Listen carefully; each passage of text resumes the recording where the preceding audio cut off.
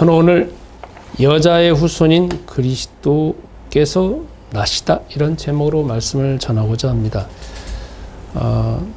성탄절이 되어지니까 각자 이제 각 나라마다 또 동양과 서양이 여러 가지 풍경이 나누어집니다. 어렸을 때는 크리스마스 할 때 기억나는 게 평상시 교회 나오지 않는 친구들이 가장 많이 오는 때가 성탄절 아니면 부활절입니다. 그래서 과자를 엄청나게 주니까 그때는 또 과자가 귀했잖아요. 그래서 과자를 엄청나게 다 갖고 다니고, 또 학생회 때는 24일을 또 올라이트를 한다고 하죠. 그래서 그때 이제 성탄송을 돌아다니면서 이제 각 밤에 이제 성도님들 아니면 집사님, 권사님들 돌아다니면서 거기에 이제 그분들이 이제 과자나 아니면 다른 것들 준비해 주시면 또 그거 가지고 와가지고 다 또 포장을 하고 그랬던 기억이 납니다. 또 한편 제가 9년 전에 어떤 계기로 해가지고 독일에 가서 한 2주 동안 있은 적이 있습니다. 그때 하필 11월 말 해가지고 뉘렌베르크를 갔는데, 그때 독일에서는 한 달 동안 크리스마스 마켓 행사가 있습니다.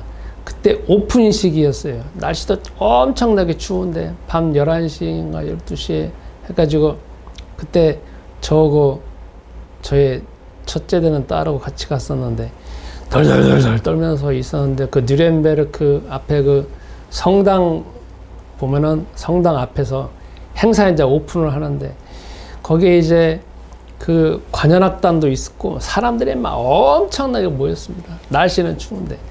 그래서 빵빠레 막 울리는데, 그때 제가 비디오도 찍었는데, 독일은 이런 식으로 하는 것보다 해서 또 그 끝나니까 바깥에 보니까 막 어마어마하게 행사한다 해가지고 막 수많은 그 어떻게 보면 수공예품들 그렇지 막 수북이 쌓여 있어가지고, 제가 그때 기억나는 게 전 세계에서 가장 먼저 하는 데가 뉘렌베르크라고 합니다. 그 크리스마스 마켓이 시작되는 데가. 그래서 사람들이 엄청나게 모여져서 그때 저도 역사적으로 처음으로 구경한 것 같습니다.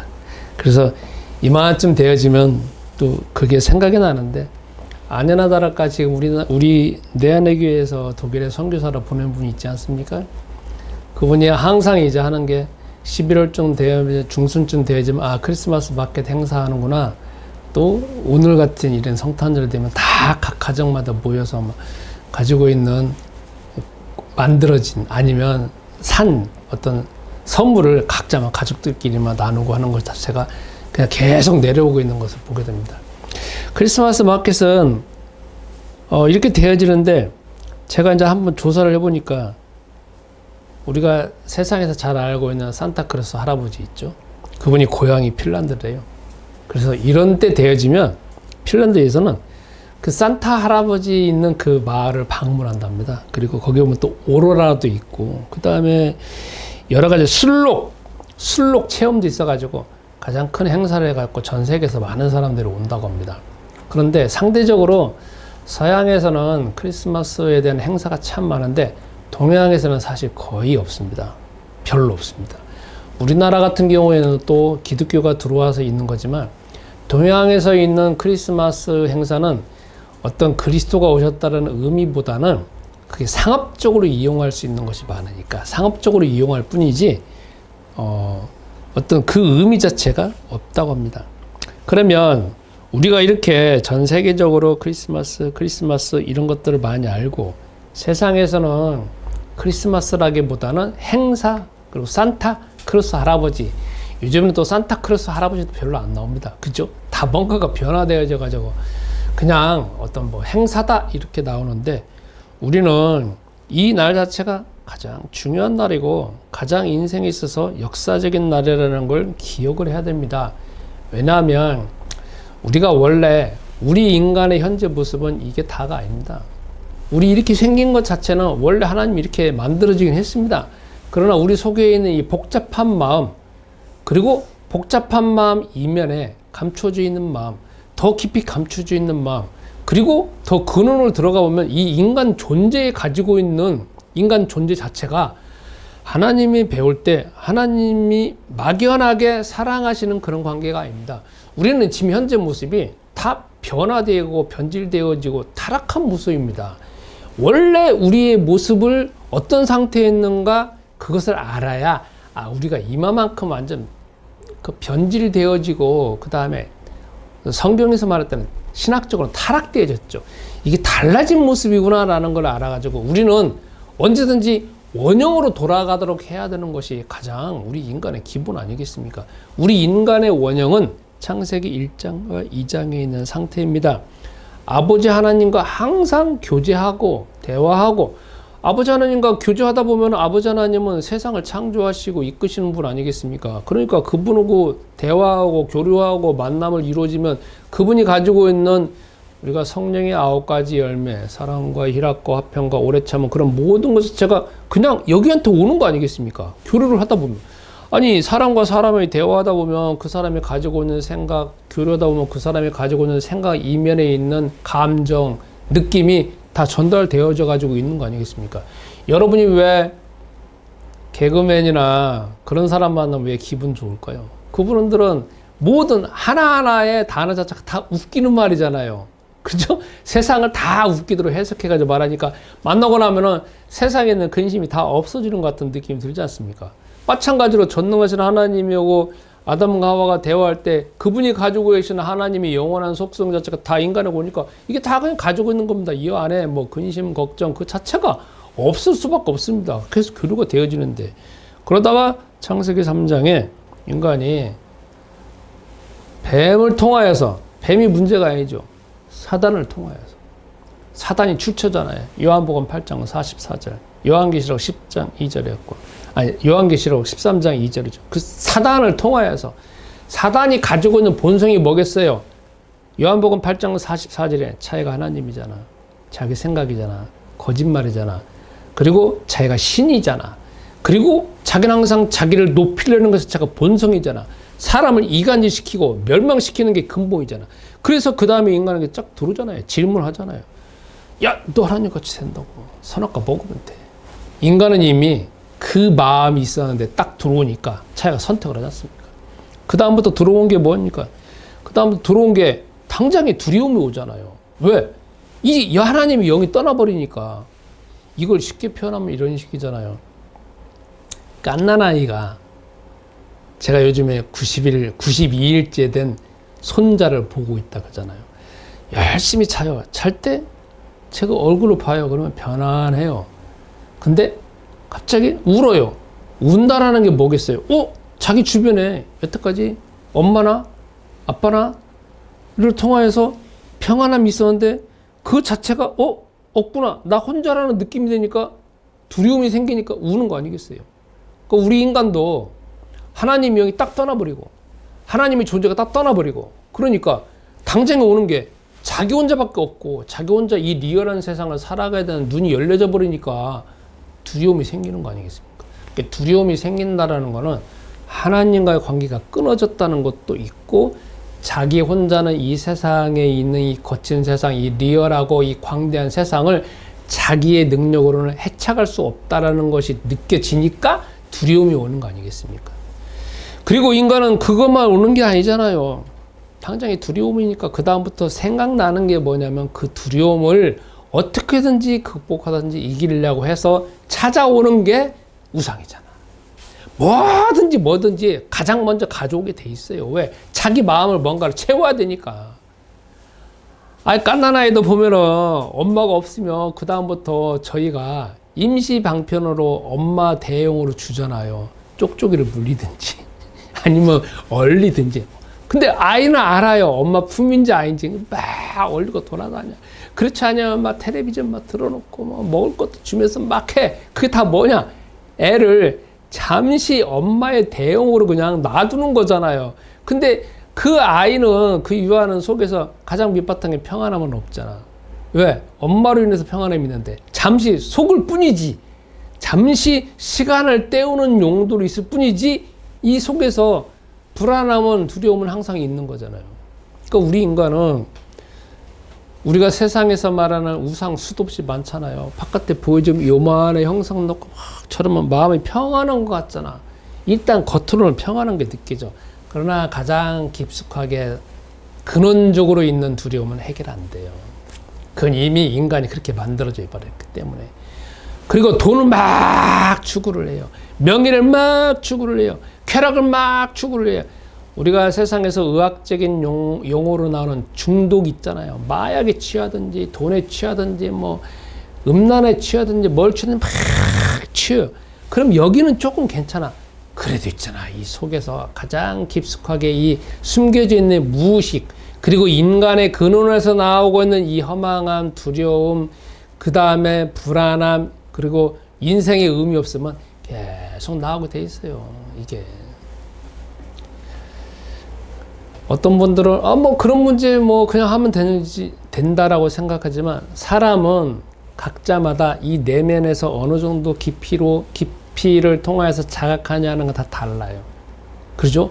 어떤 분들은 또 와일드하고 외향적인 사람들은 겉에 조금 이 가지고 있는 불안, 두려움을 느끼는 거고, 그것이 해소가 안 되어진다라고 느껴지는 거지만, 섬세한 사람, 예민한 사람, 그것도 더 예민한 사람, 쉽게 표현하면 완벽주의 성향 가지고 있는 사람, 내성적인 사람, 그리고 남과 별로 대화하지 않는 사람인데라면 이 사람은 이 마음속에 있는 깊이를 이 정도 느끼는 게 아니라 어쩌면 열 깊이까지 느끼고 있어요. 근원까지 느끼고. 철학자들이라고 하면 이 인생의 근원까지 다 가는 거 아니에요. 그 사람들이 느끼고 있는 깊이와 우리 일반인이 가지고 있는 느낌이 틀리죠. 그분들은 철학자라는 이름 쓸 수밖에 없고 철학자가 될 수밖에 없어요. 우리 인생의 인간의 근원까지도 그걸 가지고 고민을 하고 있는데, 저도 거기까지는 안 가더라도 어렸을 때부터 주제가 여기가 아니라 여기. 이 밑에서 왜 나는 나도 모르는 가운데 불안과 두려움이 있을까? 그래서 그 문제는 해결할 수 없어요. 그러니까 왜 성공한 사람, 왜 모든 걸 다 가지고 있는 사람이 왜 패망하느냐? 그리고 패망할 때는 언제 패망하느냐? 혼자 있을 때, 밤늦게. 그리고 자기가 뭔가 다 가지고 있을 때, 권력을 다 가지고 있었을 때, 돈을 다 가지고 있었을 때, 그때 속에서 탁 밑바탕에 가장 근원적으로 있는 게 딱 튀어나오잖아요. 튀어나오는 게 뭐겠어요? 다 자기가 신이니까 싹 다 장악하려고 하는 거 아니에요. 그래서 오늘날 정치도 문제가 생기는 것이고, 갑자기 어저께 뉴스를 보니까 어떤 분들이 일가족이 성탄절 전인데 갑자기 일가족이 4명인가 5명이 죽었대요. 그래서 도대체 죽으면 혼자 죽지 왜 4명 5명이 죽냐고. 그래서 진짜 답답하기도 하고. 그러면 거기에서 일가족이 죽었다라면 거기 나이 제일 적은 애가 축자 해갖고 했겠어요? 나이 제일 많은 사람이, 가장 권력 있는 사람이 했을 거 아니에요. 남자가 했겠지, 가장이 했겠지. 그러니까 이 집안에서 일어나는 일은 정말로 이게 힘들다라는 거죠. 매스컴도 집안에서 일어나고 있는 은밀한 것들 파악을 못해요. 할 수가 없어. 왜? 그것까지 드러나면은 인간에게 완전 극렬하고 완전 리얼한 게 드러나야 되잖아요. 그거는 그냥 내버려 두고 프라이버시로 감춰놓잖아. 근데 그게 이제 빵 드러나면 이제 사건이 되어지는 것 같고, 사건만 나오는 거지만. 그래서 길거리 돌아다닐 때 사람들이 웃고 우리가 좋은 옷 입고 멋있는 옷 입으니까 사람이 아무 문제가 없다라고 하는 거는 우리가 다 속는 거야. 일단 집에 딱 들어가면 그 다음부터 자기 속에 있는 가장 감춰져 있는 리얼한 게 딱 드러나는 거죠. 그걸 누가 해결하냐고. 그게 다 뭐냐면, 그게 다 근원은 사단에게 온 것이고, 그 생각으로 인해서 사단이 장악을 해서 우리가 모든 행동하도록 만드는 거 아니겠습니까? 그러면 인간은 아까 말한 것처럼 선악과를 먹어서 정신적으로 문제, 정서적으로 문제, 관계는 다 원수 맺는 거예요. 친구도 없어요. 지금 친구지만 언제 적이 될지 몰라. 그리고 친구가 끝까지 친구 된 사람 한 명도 없어. 다 적이 될 수밖에 없어요. 속에는 생각 자체가 나오는 것 자체가 다 분열, 그 다음에 시기, 질투, 그게 그냥 밑바탕에 깔려서 계속 나오는데 그걸 어떻게 제어하냐고요. 그리고 인간은 결국 그러다가 죽잖아요. 죽으면 끝나는 게 아니잖아요. 육체만 죽는 거지. 우리 정신, 영혼은 영원히 살고 있는 거잖아요. 여러분과 제가 왜 교회 이렇게 예배를 드릴까요? 우리 인간의 인생이 이 세상뿐이라고 하면 교회를 왜 다녀요?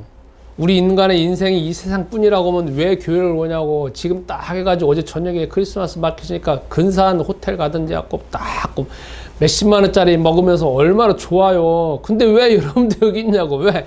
우리 이 인생이 이 세상만 있는 게 아니라 이 죽은 다음에도 심판이 있고 영원히 산다라는 우리 그 전제하에, 전제라는 게 그냥 이론이지만 우리는 그 믿음이 있는 거잖아. 그래서 영원까지 우리 인생이 있다라는 가정 하에서, 그 믿음 하에서 우리가 지금 신앙생활을 하는 거 아니겠습니까?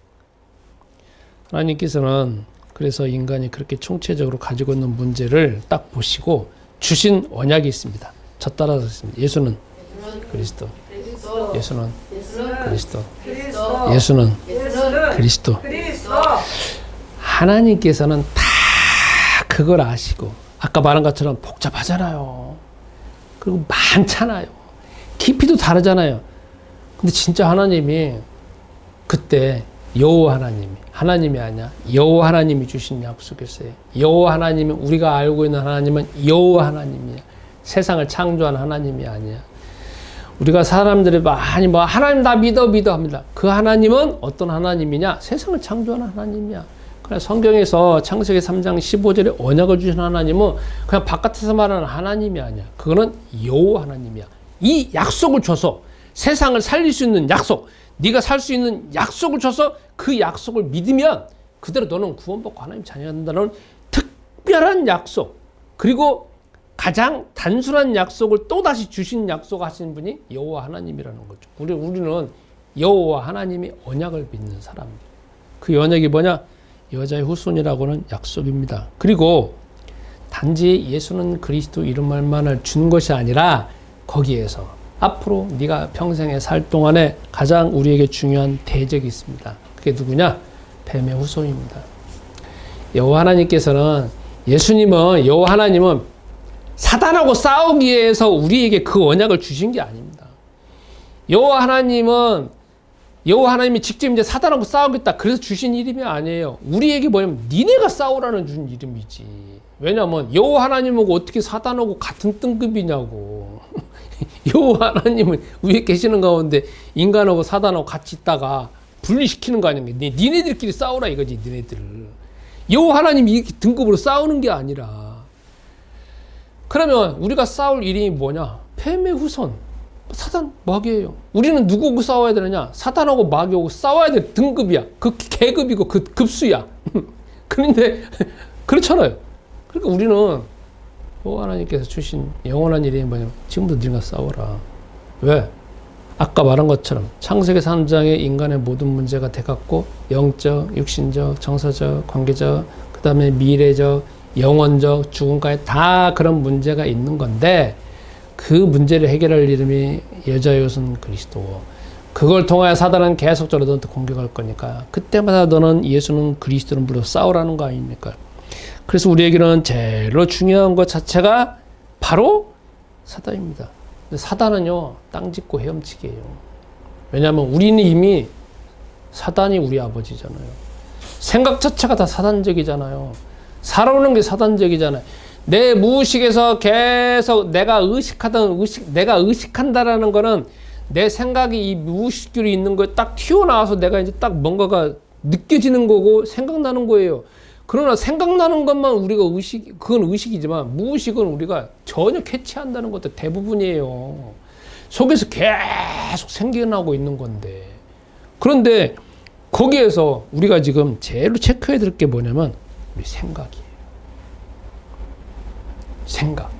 드러나고 있는 생각뿐만 아니라 우리가 전혀 느끼지 못하는 생각. 그리고 평생 하더라도 느끼지 못할 수 있는 생각. 죽었다 깨어난다 못 느낄 생각. 그런데 갑자기 교통사고가 빵 났다. 아니면 내가 갑자기 죽을 지경 따뜻했다.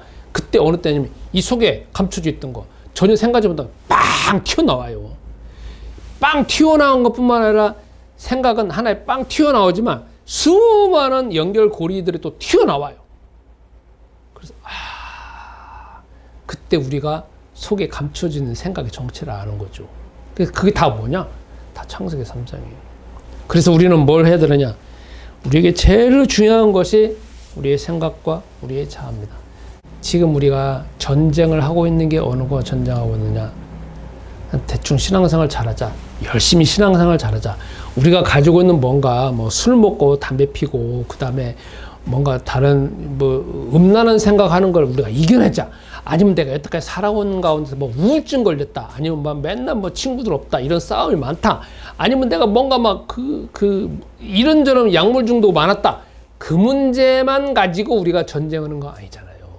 그거는 그냥 드러나져 있는 거고, 드러나져 있는 밑바탕에는 뭐냐면 수많은 생각, 그것도 수많은 생각 정도가 아니잖아요. 무의식적으로 가지고 있는 거. 그러나 더 근원적인 건 뭐냐면 우리 인간의 자아잖아요.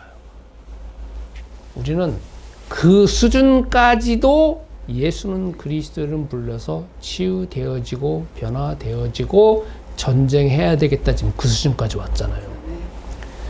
그러니까 이거는 여러분이 예수는 그리스도 1초마다 불러야 되는 거예요.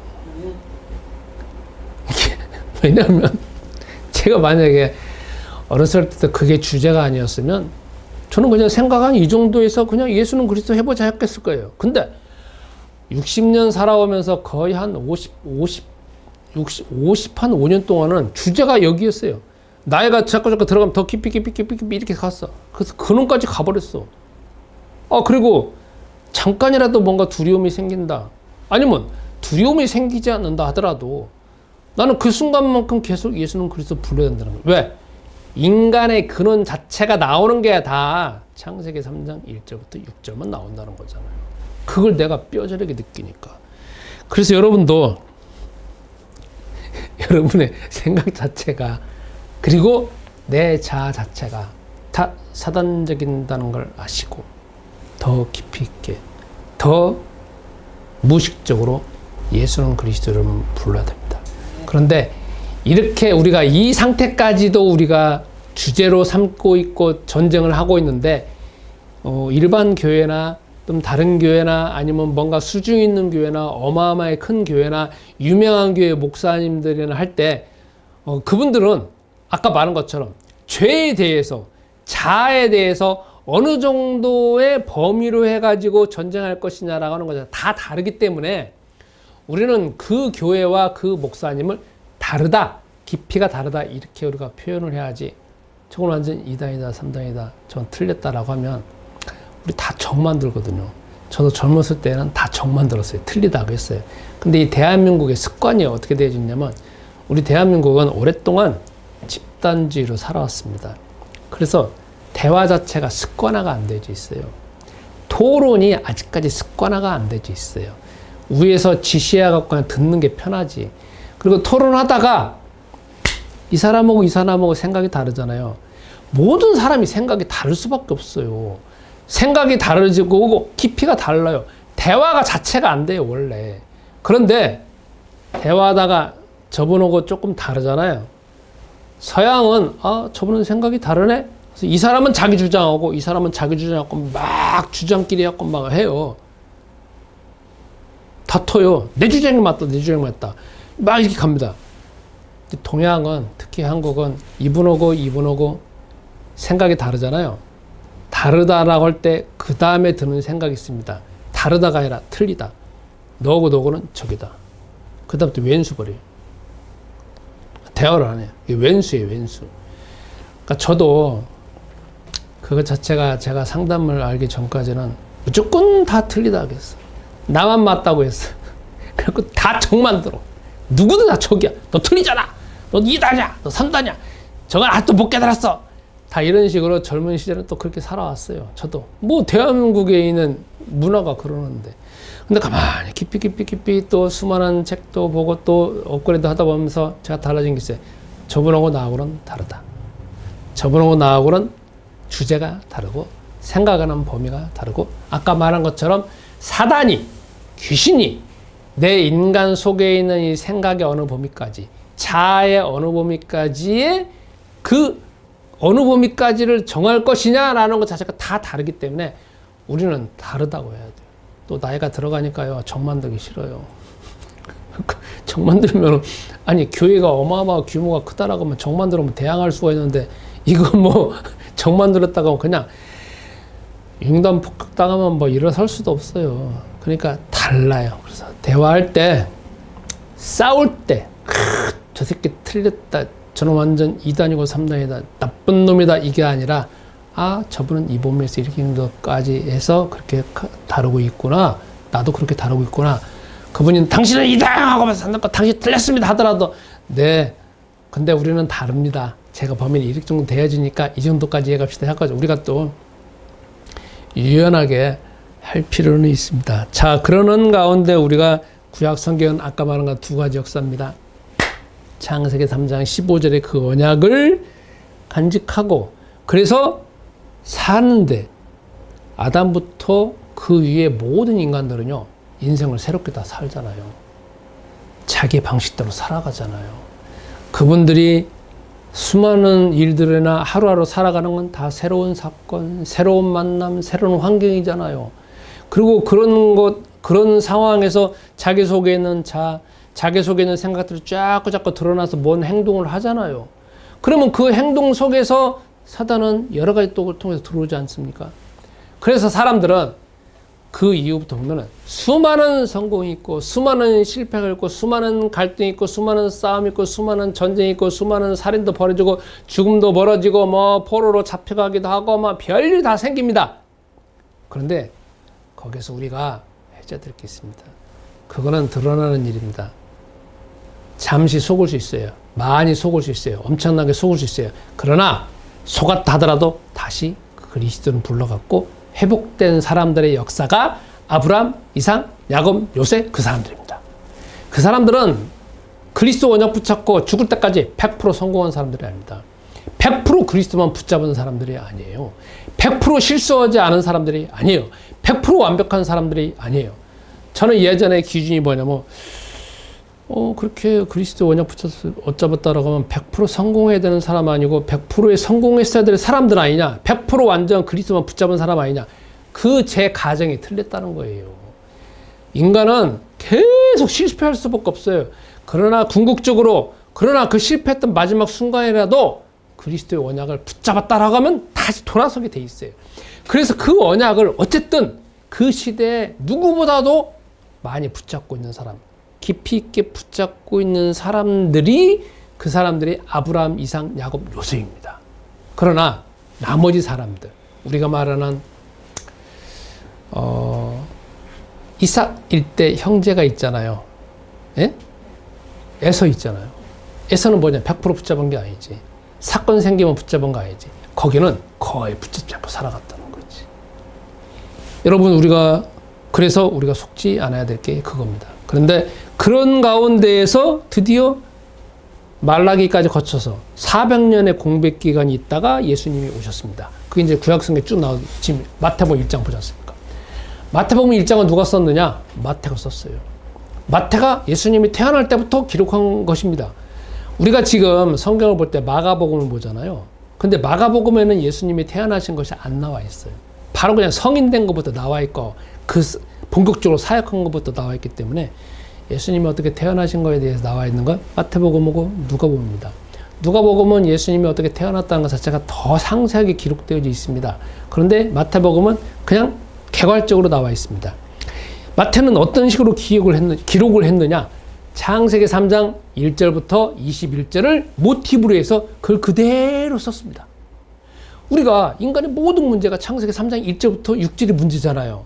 그런데 거기에서 문제의 원흉은 누구냐면 하와잖아요. 그리고 또 하와가 말을 했을 때 하나님께서는 아담을 먼저 태어나게 만드셨으니까 아담이 그거 정신을 차리고 야씨 해가지고 어떤 목사님 말처럼 하와가 선악과를 쳤을 때 싸대기를 갈기갖고 그 목사님이 그렇게 표현할 때 정말 웃었어요. 싸대기를 갈기면 야 너 이 사탄의 자식아 너 나가라 갖고 완전 독립을 했다라고 하면 인류 역사도 달라졌을 거야.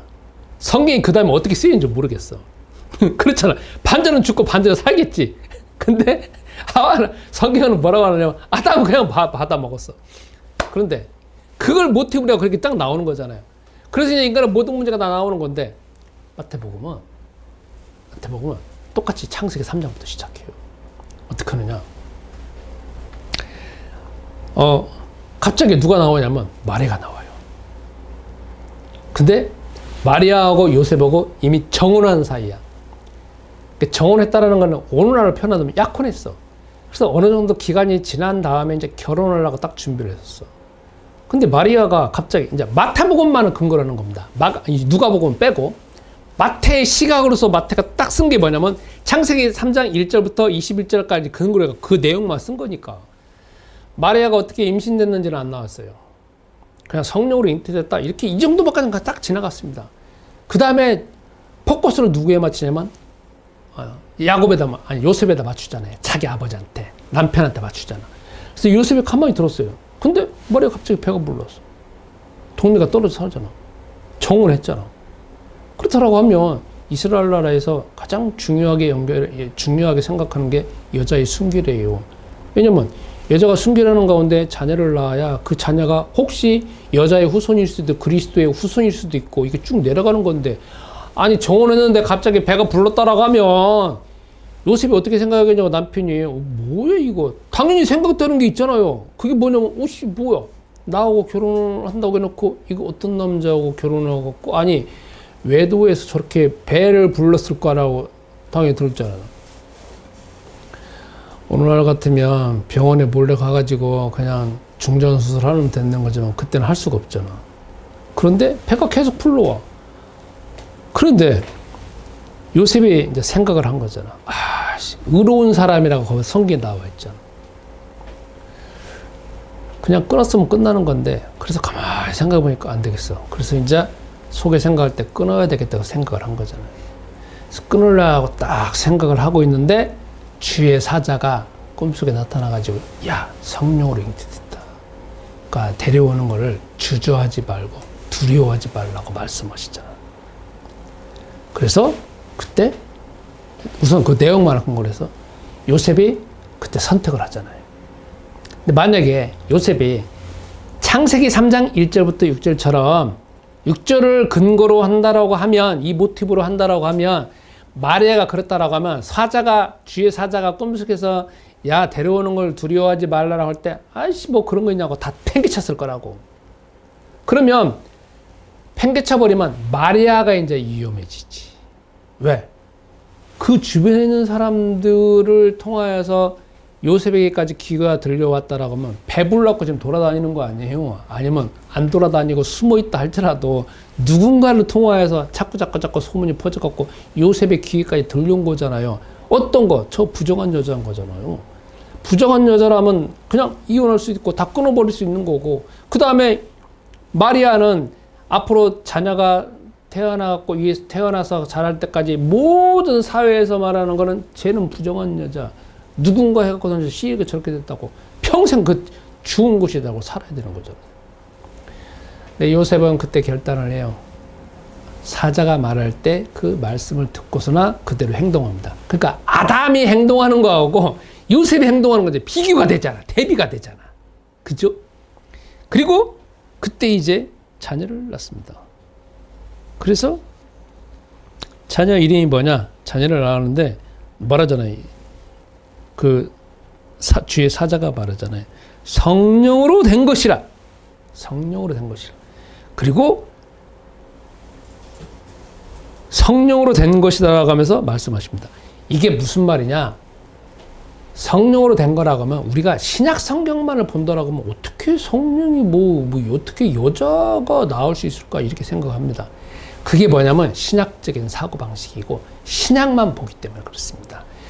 우리는 참 성경 볼 때 익숙해진 게 뭐냐면 신약만 봅니다. 그리고 신약이 재밌으니까 마태, 마가, 누가, 요한복음 읽기도 편하잖아요. 그러니까 신약만을 배경으로 하니까 그 눈으로 봐서 맨 신학적으로 싸우는 거, 바깥에서 사단이, 귀신들이 사람들의 생각을 어떤 식으로 가게 만들었냐면, 어떻게 처녀가 애를 낳을 수 있냐, 어떻게 처녀가 임신할 수 있느냐, 남자하고 같이 자지도 않았는데 어떻게 여자를 낳느냐 하고 모든 이슈가 다 그쪽으로 흘러가요.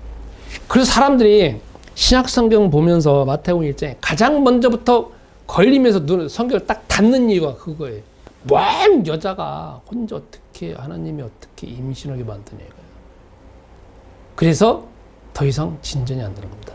근데 우리는 왜 성경을 마태가 그런 식으로 기록을 하고 왜 주의 사자가 성령으로 잉태된다고 그 말을 하는 이유가 뭐냐면은 이미 구약 성경부터 배경에 깔려 있는 게 창세기 3장 15절에 깔려 있다는 거예요. 그게 뭐냐면 여호와 하나님께서 아담과 하와에게 말씀하시잖아요. 여자의 후손이 뱀의 머리를 상하게 할 것이다. 여자의 후손이 올 것이다. 그리고 하와한테 말하잖아요. 여자의 후손이 나올 거라고 하잖아요. 그게 뭐냐면 항상 하는 게 나중에 부연적으로 설명하는 게 이사야 7장 14절이잖아요. 처녀가 잉태해서 아들을 낳았는데 임마누엘이라고 한다. 처녀가 잉태한다. 여자의 후손이다. 마태복음 1장에 처녀가 성령으로 잉태했다. 그게 다 누구를 말하냐면 창세기 3장 15절 그리스도를 말하는 건데 그리스도를 말하는 걸 더 확대해서 더 다른 식으로 표현하는 게 성령으로 잉태됐다는 말이에요. 그러니까 우리는 뭐 성령으로 잉태했다 해가지고 거기에 머무르는 게 아니라 바로 저게 창세기 3장 15절 여자의 후손 이사야 7장 14절 처녀가 잉태하는 그 처녀가 바로 하나님이 보내시는 아들이라는 것을 우리가 그 모티브가 그 전에 있는 그 배경이 깔려 있다라는 가운데에서 그게 나온다는 거죠. 두 번째로 마태가 부연적으로 설명하는 것이 있습니다. 이사야 7장 14절입니다. 처녀가 잉태해서 아들을 낳을 건데 임마누엘이라고 합니다. 그러면 창세기 3장 15절에는 여호와 하나님께서 아담에게 하와에게 주신 약속이 뭐냐면 여자의 후손이라는 걸 줬는데 그게 나중에 수백 년 이상의 수백년이 아니라 천년 이상 흘러가서 나중에 이사야를 통해서 그 말이 더 확대되어진 게 뭐냐면 처녀가 잉태하는데 그 이름이 임마누엘이라는 겁니다. 그러니까 여자의 후손은 누구냐 하면 더 크게 표현한다라고 하면 하나님의 아들이고 하나님이라는 거예요. 근데 그게 지금 마태가 그것을 인용하고 있다는 거예요. 그러면 그게 결국은 종합적으로 설명해 본다라고 하면 어떻게 되느냐. 마리아, 당신이 잉태하고 있고 요셉, 당신한테 내가 지금 말하는 거지만 이 안에서 잉태되는 분은 성령으로 잉태되는 분이고 창세기 3장 15절에 오시고자 하시는 그 메시아인 분이고 그분은 그냥 인간이 아니라 하나님의 아들이고 하나님이 언제나 함께 하시는 하나님 보내신다라는 거죠. 그래서 우리는 그걸 통하여서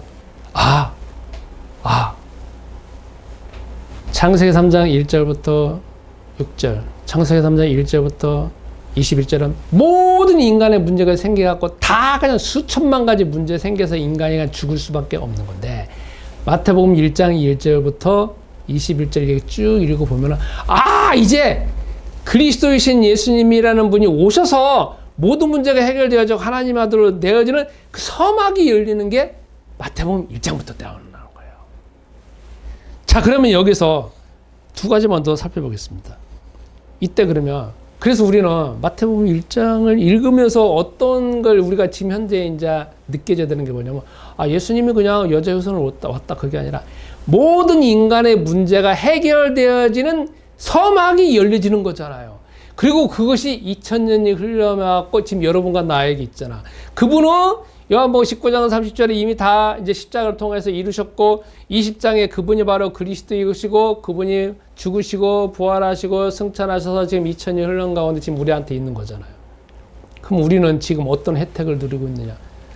마태복음 1장에 하나님의 아들 오셔가지고 모든 문제를 해결할 수 있는 서막이 열린 그분이 내 안에 성령으로 계시고 그분이 하나님 우편에서 지금도 우리에게 역사하시잖아요. 그래서 우리는 뭐 해야 되느냐? 저 따라서 예수는 그리스도. 예수는 그리스도. 나는 하나님의 자녀. 죄를 추명해 난 하나님이야. 모든 문제 끝. 마귀야 가라. 요게 마태복음 1장부터 이제 단초가 되어져서 서막이 열려져 갖고 지금 우리까지 있는 거야. 그러니까 우리는 어떻게 살아야 되느냐? 하나님의 자녀로 사는 거야. 우리는 어떻게 살아야 되느냐? 하나님의 아들 와서 모든 문제 해결했다는 그 모든 문제 해결했다는 그 자유함으로 사는 거야. 그러니까 뭐냐면 내가 사단의 문제를 깨트리는 분은 이름은 그 예수님이신 그리스도가 오셔서 하나님의 아들이시고 임마누엘 하나님이시니까 내 안에 성령이 계시니까 내가 그 이름 부르면 다 깨지는 거구나. 다 뭐냐면 우리가 그 누리는 것 자체가 이 세상에서 해야 될 일이라는 거죠.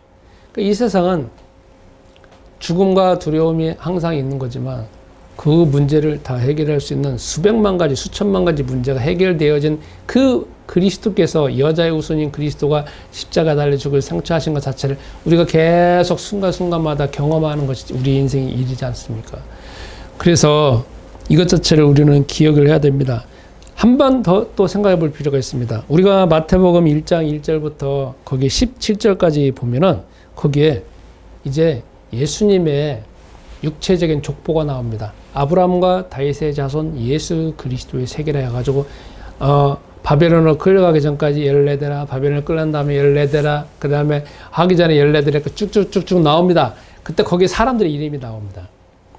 근데 거기에서 희한하게 나오는 사람들이 있습니다. 어떻게 나오냐면 다른 사람도 다 남자 이름이 나와요. 근데 3명은 여자 이름이 나와요. 유다는 다말에게서 누구를 낳았고, 살몬은 라합에게서 누구를 낳았고, 다윗은 우리아의 아내에게서 솔로몬을 낳았고 하면서 다른 사람들은 다 남자만 나오는데 꼭 그 3사람은 여자, 배우자의 이름이 등장하면서 그 다음에 그 후손의 이름이 나와요. 그러면 거기에 다말, 라합, 바세바는 언약적으로는 그리스도의 언약을 붙잡고 있는 거지만 도덕적, 윤리적으로는, 혈통적으로는 안 맞는 사람들이에요. 상식적으로 이해가 안 되는 사람들이에요. 다말이라고 하면 시아버지하고 관계를 해서 자녀를 낳은 거예요. 라합 같은 경우에는 기생이에요. 쉽게 말하면 창녀예요. 그런데 그 사람은 자녀를 낳았어요. 그 다음에 우리아의 아내 바세바, 우리아의 아내라고 나오지 거기에 바세바라고 나오진 않아요. 우리아의 아내는 다른 남자하고 살고 있는 자기 남편이 있어. 그런데 아니 하필 다윗하고 관계하고 자녀를 낳았단 말이에요. 그리고 또 그쪽으로 또 시집을 가버렸어. 자기 남편은 죽게 만들고. 그리고 또 자녀를 낳는데 그 솔로몬이 이렇게 이어진단 말이에요. 그러니까 여기를 보면서 우리가 살펴볼 수 있는 게 뭐냐면 세상에서 말하는 도덕적 윤리적인 기준으로 여기서 주 하나님께서 이 족보에 들어가게 한 것이 아니라 그리스도라고는 언약을 붙잡은 사람들이 이 족보에 들어간다는 거죠. 이걸 우리의 삶에 어떻게 적용해 볼 수 있냐면 우리가 앞으로 살면서 다 인생 살 때 다 한 번도 안 가본 길을 갈 거 아니에요. 그죠? 그리고 또 짧은 인생이잖아. 앞으로 뭔 일이 생길지 모르잖아요. 그때 우리는 뭐가 드러나냐면 우리의 기본적으로 가지고 있는 생각이 드러나서 또 실패할 수 있고 실수할 수 있고 또 싸움할 수도 있고 다툴 수 있고 또 망가질 수 있고 별도 생기잖아요. 그런데 그 망가져가지고 아니면 그럴 때 저 사람은 도덕적으로 윤리적으로 우리가 또 실패할 수도 있어요. 근데 그거로 인해 가지고 쟤는 하나님이 자녀가 아니다 이게 아니라는 거지. 우리는 계속적으로 실수할 수 있고 실패할 수밖에 없어. 그러나 그 상황에서 아무리 최악의 상황이 할지라도 내가 그리스도 언약을 붙잡고 다시 그리스도 언약을 다시 회복하는 것이 가장 우리에게 중요한 거지. 우리가 앞으로 살아갈 때 윤리적으로 도덕적으로 절대 실패하지 않고 실수하지 않고 100% 우리는 완벽할 거다. 그게 사단적인 말이라는 거죠. 그래서 우리가 사람들을 볼 때에도 우리가 내 안에 현재 오프라인에 출석하지 않았다. 온라인을 잠시 뜸하다. 예전에 뭐 했다. 그래서 그 사람들을 정죄할 필요는 없다는 거지. 앞으로도 수많은 일이 생길 텐데 우리가 정죄할 필요가 없다는 거지. 다만 그 사람들을 위해서 기도하고 내 마음이 더 여유가 있어야 되는 게 기준이나 잣대가 그 기준이 아니라 어쨌든 그렇다 하더라도 당신이 예수는 그리스도라는 그 언약을 더 깊이 알았으면 좋겠네. 그걸 놓고 기도해야 된다는 거죠. 자, 그러면 이 정도까지 하고 이제 적용을 한번 해보겠습니다. 여러분, 우리의 눈이 열려질 필요가 있습니다. 자, 여기서 성경에서 말하는 예수님께서, 여기 말하잖아요. 천사가 저희 죄에서 구원할 자이다 하니까 우리는 항상 사단적인 말에 속아가지고 죄라고 하면은 뭐 조금 이거 죄 지은 거, 거기서 하나님이 예수님이 여자의 후손을 보냈다고 착각을 하잖아요. 아니면 조금 드러나고 있는, 아니면 감춰져 있는 죄를 드러난다고 하잖아요. 그래서 오늘날 수많은 사람들이 왜 종교 생활을 하냐면 드러나져 있는 죄, 드러나지 않은 조금 감춰져 있는 죄를 회개하려고 하는 거잖아. 성경에서 여기서 말하는 죄라고 하는 거는 창세기 3장 1절부터 6절에 그 원죄적인 것, 인간의 근원이 가지고 있는 것, 선악과를 먹은 것, 선악과를 먹어서 드러나고 있는 모든 총체적인 것을 마태가 표현할 때 죄라고 표현하는 것이지, 그거를 창세기 3장 1절부터 6절에 그랬다 하면 이 성기 또 얼마나 또 길어지냐고. 그걸 한 단어로 표현하는 걸 죄라고 표현하는 건데, 우리가 또 사단적인 말에 속아가지고 죄 하니까 맨 그 죄만 생각한다는 거죠. 우리 인간의 눈이 넓어질 필요가 있습니다. 다음에 우리가 또 봐야 될 게 뭐냐면, 항상 우리는 신약 성경만을 기준으로 신학적인 눈으로 구약을 봐요. 신약에 익숙해져 있으니까. 맨 예수님 하니까 예수님이 다 중요하다 알잖아요. 그런데 예수님이라는 분은 항상 뭐가 배경이냐면 구약 성경이 배경이에요. 예수님 이름이 먼저가 아니라 구약 성경이 먼저예요. 구약 성경에서 항상 등장하는 이름이 뭐냐면 그리스도예요. 성경은 정확하게 표현하면 그리스도가 예수다. 그리스도가 오신다. 구약은 그리스도가 오신다. 그게 주제고, 신약 성경은 그리스도가 오셨다. 그게 주제고, 사도행전은 그 그리스도가 바로 예수고 다시 오신다라는 게 주제고, 그 쭉 흘러가다가 요한계시록은 그리스도신 예수님이 다시 오셨다. 그게 결론이에요. 그래서 요한계시록 21장, 22장은 새 하늘과 새 땅이 이루어지는 거라고요. 그러니까 마태, 마가, 누가복음의 그 신학적인 눈으로 구약을 보는 것이 아니라 언제든지 모든 성경의 변경은 창세기 3장 그리스도가 오신다. 우리 인간의 입장에서는 그분이 바로 예수다. 이렇게 해야 우리가 논리적으로나 합리적으로 맞다라는 거죠. 그래야 예수님이 왜 십자가 달려 죽었고, 왜 죽었고, 왜 왔고, 왜 천으로 잉태됐고, 왜 죽고, 왜 부활하고, 그거 자체는 이미 구약의 배경하에서 그 일이 벌어진 거지, 예수님이 갑자기 자기 생각대로 막 죽었다 불어났다, 그게 아니라는 거죠. 성경도 그렇게 안 써져 있다는 거지.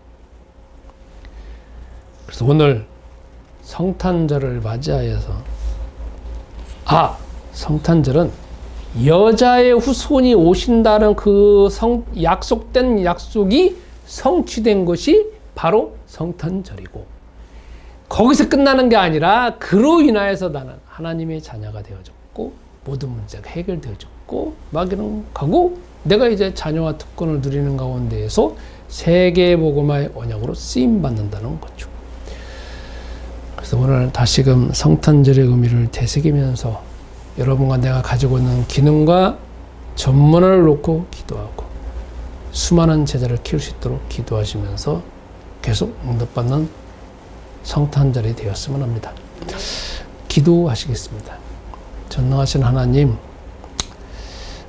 우리가 성탄절을 맞이하여서 단지 산타 할아버지가 아니라 여자의 후손 그리스도를 보내신다고 약속하신 그 하나님의 영원한 수건 문제가 마태복음 1장에 예수님이 마리아와 요셉을 통하여서 나심을 인하여서 이제 모든 문제가 해결되어지는 단초를 제공하였고, 그분이 십자가 달려 죽으시고 부활하시고 승천하셔서 하나님의 자녀 되어지는 것을 증거하시고 증명하셨고, 또 그 증명하신 것을 내 자신이 믿고 하나님의 자녀의 축복과 권세를 회복하게 하심을 감사합니다. 오늘 다시금 성탄절의 의미와 깊이를 더 깊이 되새기면서 이제 우리가 우리의 자아, 우리 속에서 들고 있는 수많은 생각과 본격적으로 전쟁하게 하시고 마귀의 틈이 들어오지 못하도록 예수는 그리스도 이름 부르면서 우리가 그것을 극복하고 깨트리게 하시며, 이제 우리의 전문화의 그 길로 나아가도록 주께서 역사하여 주옵소서. 예수이신 그리스도 이름으로 기도합니다. 아멘.